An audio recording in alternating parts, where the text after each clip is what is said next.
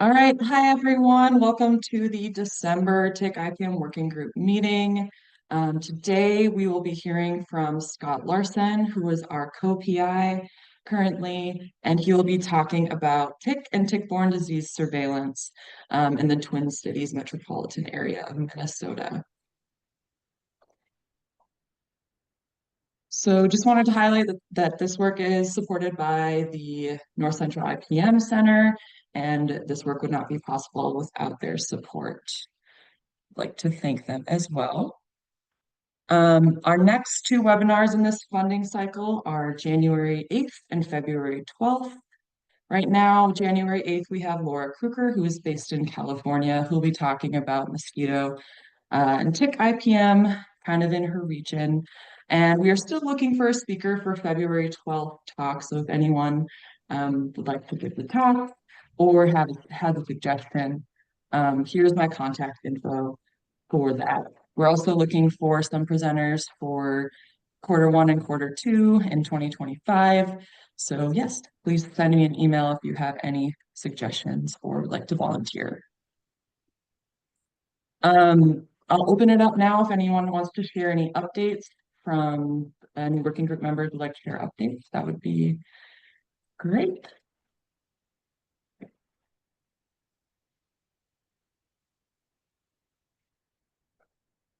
Yeah, feel free to unmute or throw something in the chat as well.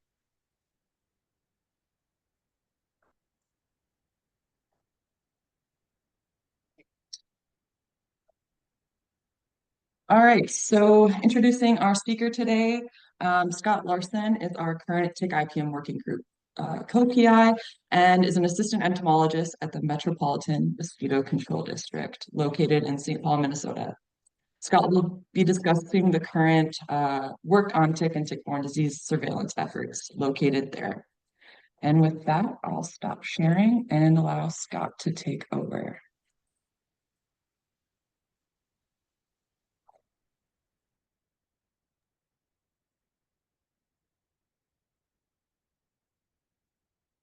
Okay, does that look right? That looks great. And I'm actually going to share the pre-poll really quick, just a one question poll. So I just launched that. Folks could answer that quickly before Scott gets started. That would be great.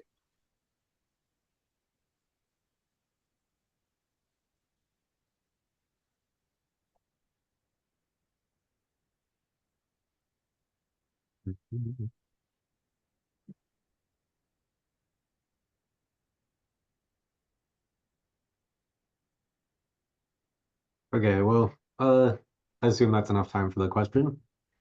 Yeah, just like two more people. Then we're good. Right. All right. Okay. Perfect. Yep. And thanks for the introduction, Josie. Today I'll be talking about the work that we do here at the Metropolitan Mosquito Control District, which is a mosquito abatement district. We also do some work on black flies, or biting gnats, and ticks. So today I'll be talking about some of the tick work that we do. Um, Oops, let's see.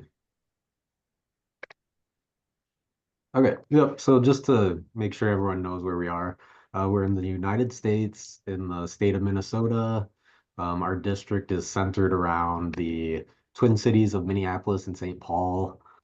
Um, we're a government organization, a special taxing district, and established in state statutes in 1958. And we're governed by a board of 18 elected county commissioners. Our service area is nearly 3,000 square miles, so it's a very large mosquito abatement district. And the population is over 3.2 million. We have 70,000 plus wetlands, 30,000 plus woodland habitats. So plenty of habitat for ticks. Um,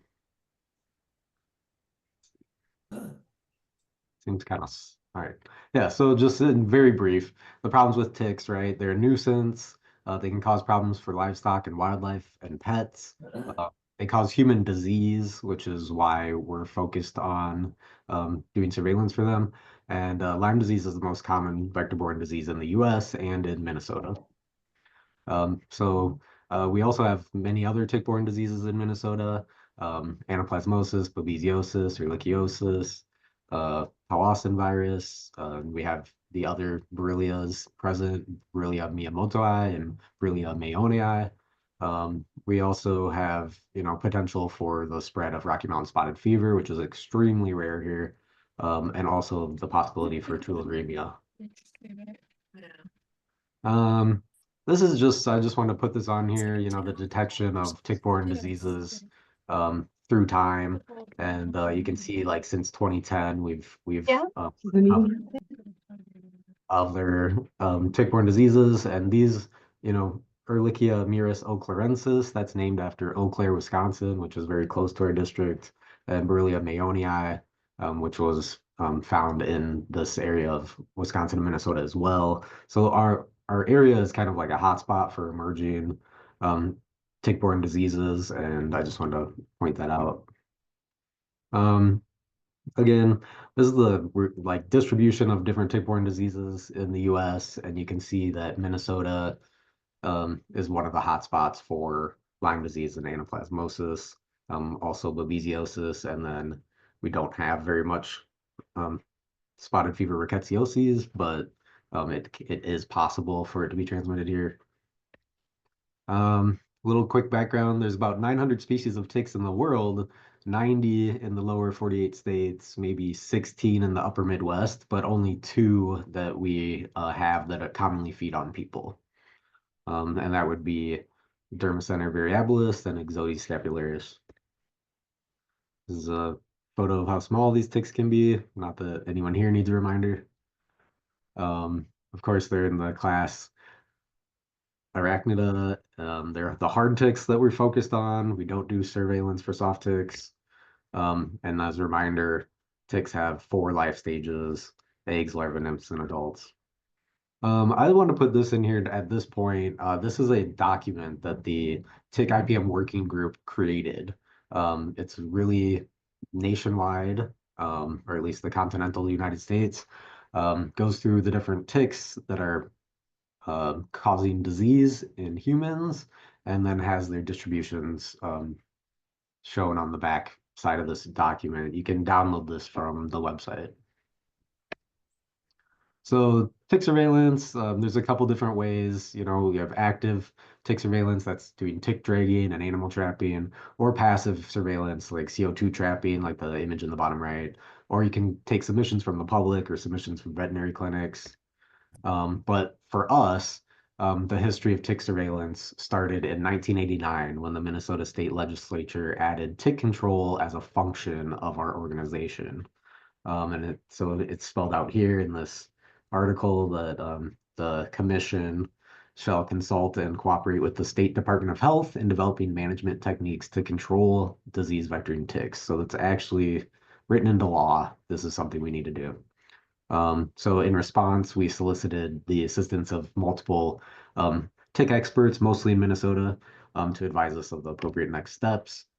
So the surveillance then started the next year in April 1990 with the goal to determine the distribution of black-legged ticks and the prevalence of Borrelia burgdorferi in our 7 counties. So the method that we started with was small mammal trapping, and that's been the primary surveillance method utilized. We also drag for ticks. In the past, we used to inspect roadkill. Of course, we accept ticks from the public if they're submitted as well. But I'm going to talk about 2 aspects of our program, that is small mammal trapping and dragging. But because the small mammal trapping has been going on so long, I wanted to start with that one. So we trap for a really long time. We start in late April and we go all the way through late October. We have 100 different sites in the district where we set up 7 traps in a transect, and then we do that 3 times each year, and we trap 3 nights in a row. So it's a huge effort for trapping. We trap with peanut butter and oats. We remove ticks from the animals, and then the animals we identify, and we mostly capture mice and chipmunks. We get some voles and a few shrews, and rarely something else. This is just a photo collage of all the different kind of animals that we have up here that we could see. So, we have got flying squirrels and red squirrels, jumping mice, shrews. All of those are potential animals that we could trap in our district. Yeah, so this is what one year looked like. For example, in 2019, 88% of the trapped animals were Peromyscus leucopus. It's the small number of chipmunks and voles, a couple shrew species, and then, only 1% of those are a different kind of animal. And then if you look at the ticks that we remove from these animals, most of them are Exodiscapularis larvae. Um, we also get nymphs from them, and then we also see Dermacentor variabilis larvae and nymphs, and then sometimes other ticks, but not very often.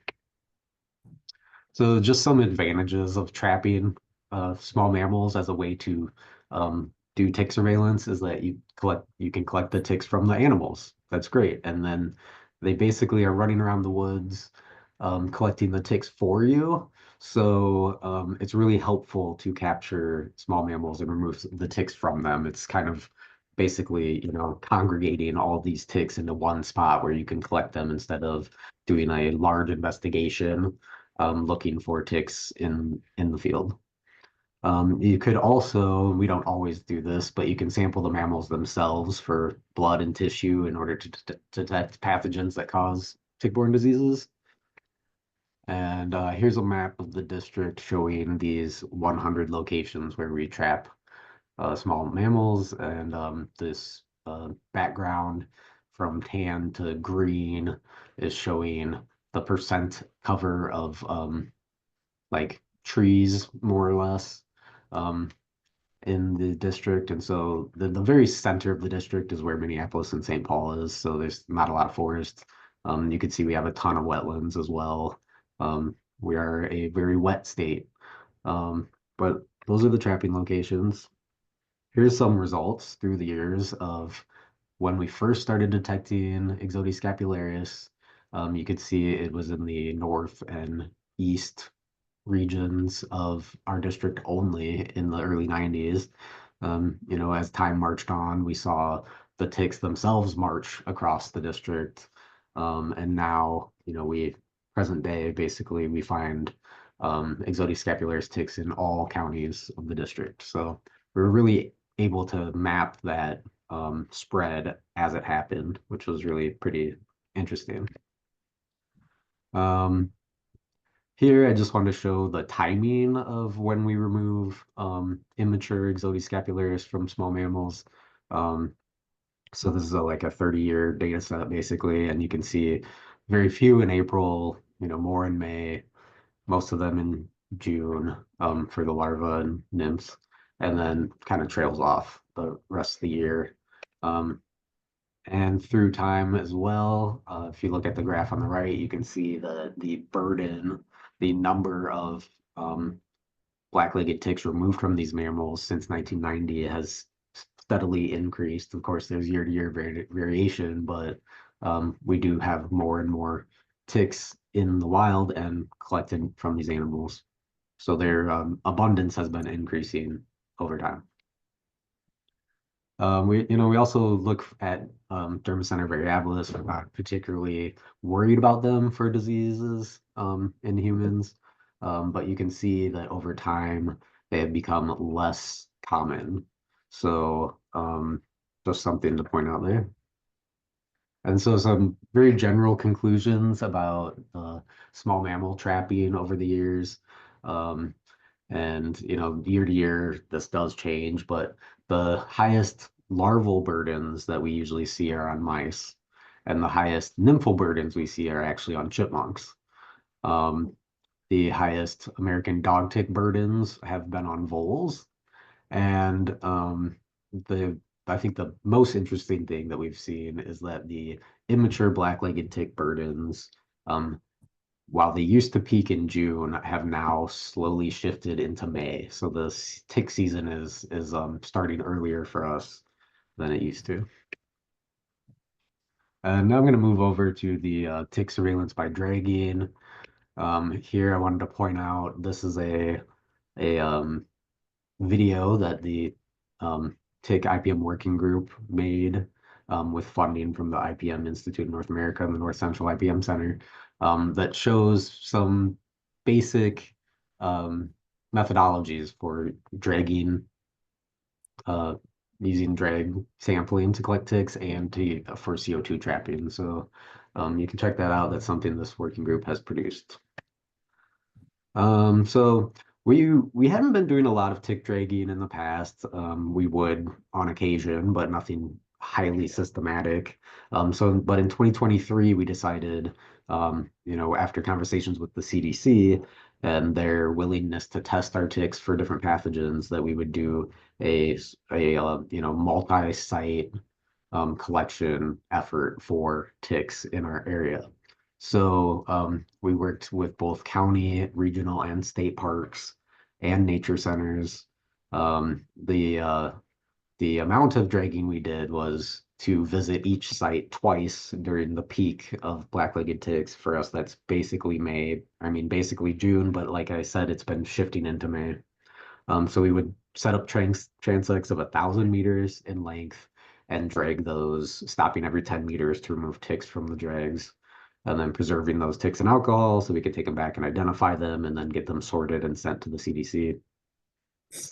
Some sites we did go back in the fall to try to collect adults.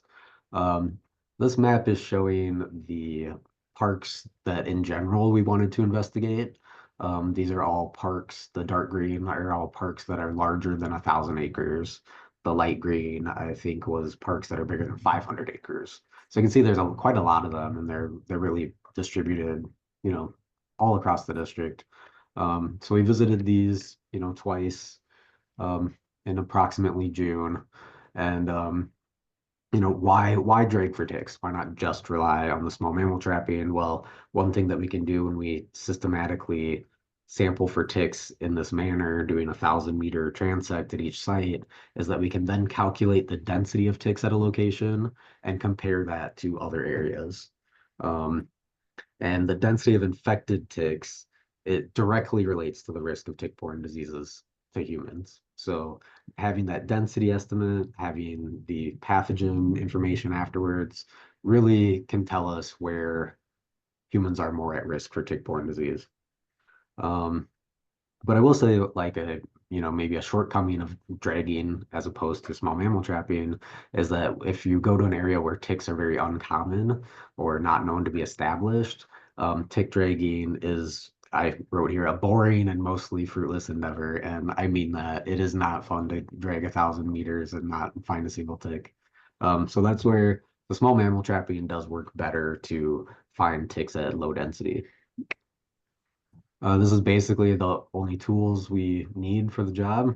So you have a measuring tape, this type of drag, which I'll talk about in a second, some collection vials, force up and to pick the ticks off the drags, and that's really about it.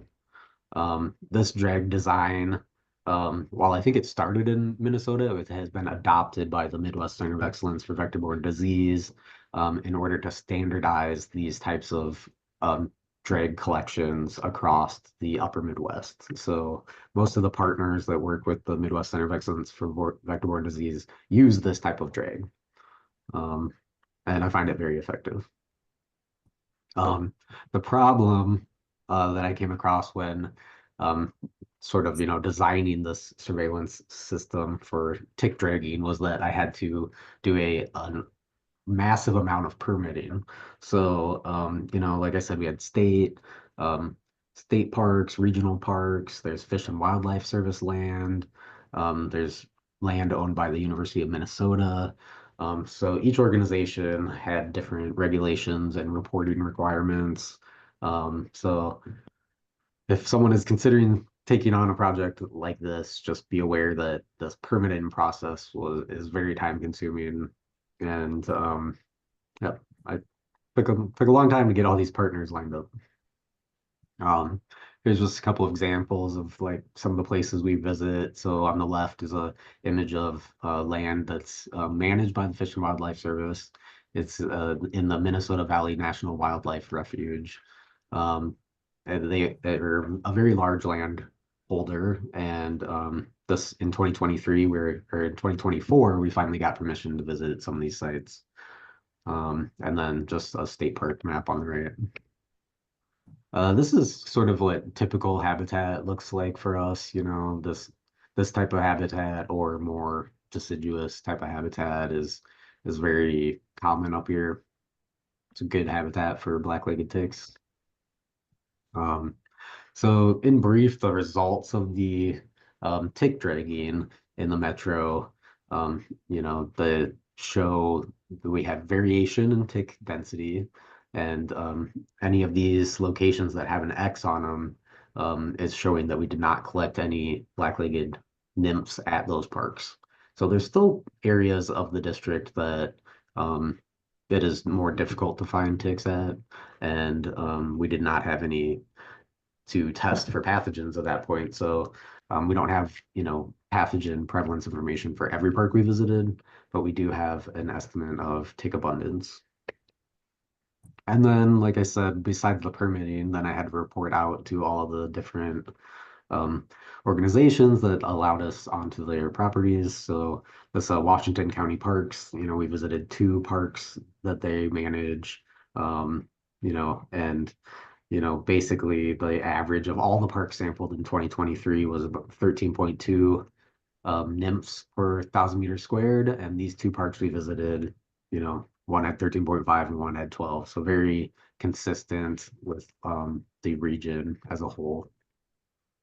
Like I said, we worked with the CDC to test our ticks. They were willing to test up to 50 nymphs from a single location. We did not collect that many ticks actually.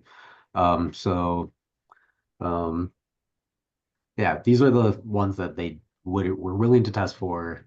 And so that includes Borrelia burgdorferi, sensu stricto, Borrelia mayonii, Borrelia miyamotoii, Anaplasma phagocytophilum, which has 2 strains. There's one that's causes human disease, and there's another one that seems to circulate basically just in deer, and it does not cause human disease. So they have to differentiate between those two. Otherwise, we wouldn't know the true risk of people encountering a tick that might be infected with one of the versions of Anaplasma. They also tested for Babesia microti, and they also tested for Ehrlichia murus occlurensis. These are the pathogens we found in 2023. It was everything except for the Ehrlichia murus occlurensis, which is rare. It's a rare pathogen anyway, so I'm not shocked to see that. But this was great to have this list and be able to definitively inform the different parks that, look, we detected these various pathogens in your park, or at your nature center, et cetera.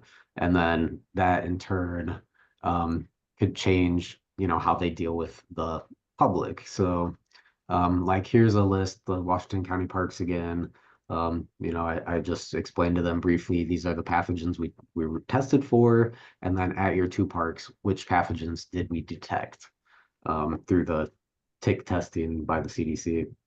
And so, it was kind of surprising that they're different. They're fairly close together. But at one park we found, two types of Borrelia, and at the other park we found, we found Borrelia burgdorferi, we found the human strain of Anaplasma, and we found Babesia microti.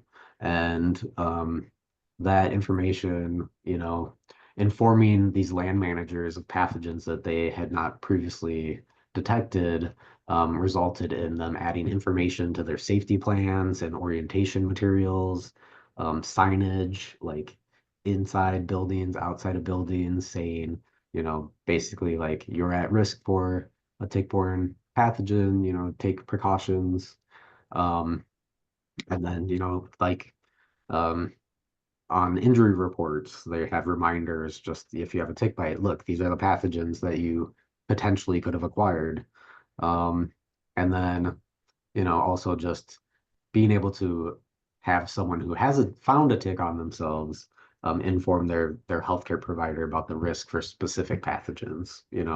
We live in a state that is familiar with tick-borne diseases. I hear about other states that doctors, might not be so familiar with ticks and the pathogens that they carry that cause human disease. Up here, doctors are pretty knowledgeable about ticks and tick-borne diseases, but it still helps to, if you know you got a tick at a certain park, to be able to tell your doctor, look, yeah, you want to give me a course of antibiotics to treat, potential Lyme disease, potential anaplasmosis, but this park also, for example, might have babesiosis, which is not treated by antibiotics. So I think it's just really good uh, education outreach service that we provide to the local park systems. Um, Also, I should mention it that the Minnesota Department of Health and some of the county departments of health do their own sort of surveillance and monitoring, but we work with them as partners to share all this information freely between each other. Um, which one of the things that we definitely inform each other about is the whenever we detect a Lone Star tick. So Lone Star ticks are not established in Minnesota currently. The winter is almost certainly too harsh for them to survive. Um, but we have been collecting them since 1990, the first year we started looking for ticks. And since 2009, we've found them every year. Um, and there are establishment requirements that the CDC uses, um, which would say, if you have more than 6 ticks of one life stage, or you find all life stages of a tick in a location, like within, I think it's 12 months, then they might consider that established. And so I put an asterisk on this because, we've only ever seen adults and a couple nymphs. We've never found any larvae. So by some criteria, some other organization might consider this established, but for us, I think functionally they're not established here. Um, and thus, presumably, all the Lone Star ticks that we find are imported into the state. That's either, probably on birds, or potentially if someone travels with their dog down south and comes back up, you can get ticks imported that way. Um, and so another collection method that is very useful for these really active questing ticks is a carbon dioxide baited trap. So these can be pretty simple, basically like a styrofoam cooler filled with dry ice. You set that on the ground surrounded by like double-sided carpet tape or some other sticky tape. Any active ticks like Lone Star ticks, they're going to be attracted to that carbon dioxide and get potentially stuck on the tape, and then you can collect them that way. So it's kind of a passive way to collect ticks.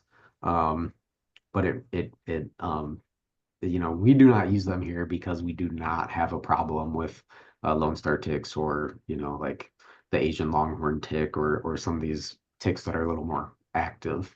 So not that we haven't done it, but it's not very productive for us. Some of the other things our organization produces is like on the left, there's this just tick signage. So we go to a lot of the local dog parks, um, some hiking areas, natural areas, and put up these signs just to remind people ticks are present. Ticks might carry pathogens that cause, Lyme disease and other tick-borne diseases. So we post a lot of signage. We also have, these tick identification cards that we've produced in-house. So this one, like I said, it only has the black-legged tick and the American dog tick on it because those are the only ticks that we see in abundance here. So just some more outreach education type materials. Um, and then some overall conclusions. We have a very long-term small mammal trapping program, and it does reveal like year-to-year variation in ticks. It has shown us that ticks have moved from being localized in one area of our district across the entire district now. We've seen, by doing this yearly, we've seen a shift in the um, timing of tick emergence and their attachment to small mammals. Um, And then for the dragging of ticks, we we we found them. We can estimate their density. We can test them for pathogens, and then we use that to help inform the public for disease risk. I did mention earlier that we are, legislatively mandated to control ticks, um, and I think that might be unique sort of in the nation, but um, it is also dependent on there being a control option that would work for such a huge area. And as at present, there's no sort of tick control method that would be suitable, for managing 3,000 square miles. Um, uh, but I would like to say that these two methods are really complementary and they're providing us with two distinct measures of tick abundance. So we can see that the abundance of questing ticks that are not on a host, um, we can watch that change year to year, but we can see the same thing in the small mammal data. So um, both useful measures for looking at ticks, tick abundance, and potentially for testing for pathogens. Um, I guess I spoke really fast, so I would love to take any questions if anyone has any, or if something wasn't clear, like please, please go ahead and ask questions. Yeah, thanks, Scott. Looks like there's one question in the chat. I'm going to launch the post question poll. So Okay. if folks could just answer that really quick and then we can get to questions.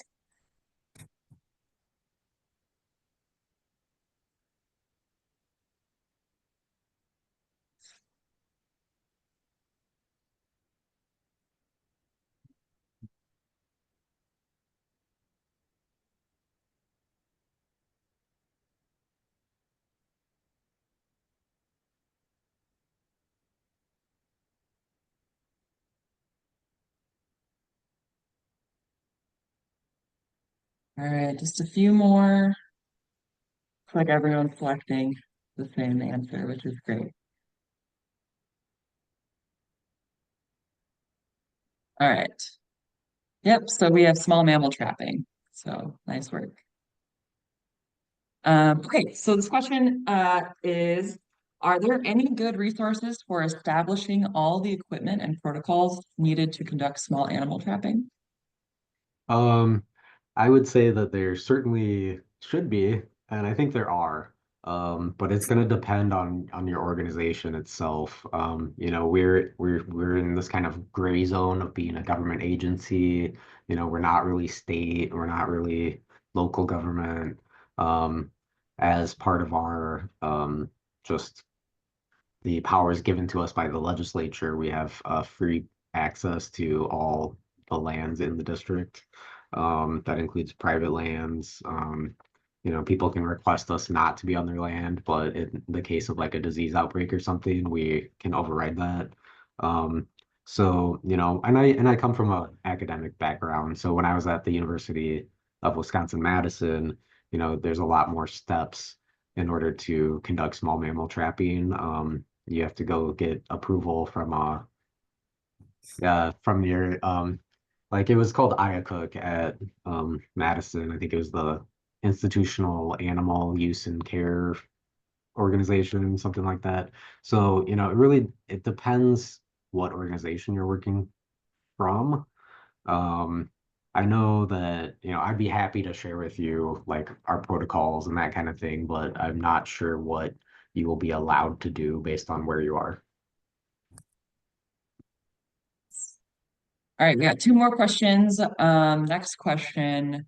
So just some context here. I understand the CDC new testing assay has capacity to detect trace DNA from different species stored in the same vial on collection. Have you ever run into any issues with microscope identification that's different from molecular identification? Um, I haven't run into any issues. I ID these ticks myself, pull them up and send them to the CDC. They also identified the ticks again after me, and I wondered if that was molecularly or not. But there was only one tick that was misclassified. We actually had an Ixodes murus that slipped by me. So I do think, I think maybe they use that, and I would think that's a great thing. I don't know if it's going to be problematic, but it's good to point out. Thank you. All right, last question in the chat. Could you talk again a little bit more about what kind of intervention or outreach you do in response to a positive disease detection? Yeah, so, like first and foremost, we're a mosquito abatement district. So, when we have a positive, like say a lacrosse encephalitis case, our response is quick and thorough, where we respond, right away to that area and we do massive amounts of surveillance there and control efforts. Um, um, that's for tick-borne pathogens. We do not have a control measure, so there's no great response other than outreach. So, we inform the local landowners. Of course, the Minnesota Department of Health is involved at that point. Yeah, unfortunately, I wish there was more of like a outreach, but or sort of action that we could take.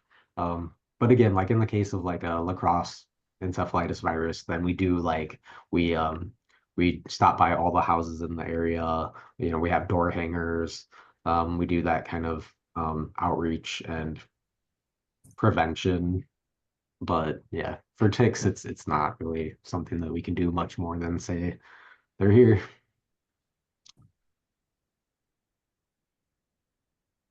All right. Well, if there are no more questions. I just want to say thank you again to Scott for giving the talk. I learned a lot. Hope you all did too. And yeah, so our next webinar will be January 8th. That email, I can throw it in the chat here. Scott, if you want to toss it in. Yeah, I can do it. So yeah, scott.bob.larson@gmail.com. All right. If there are no more questions, we can go ahead and conclude this webinar. And thank you all again for joining. And I will post to Basecamp about the next webinar. All right. Have a great day. Thank you. Bye.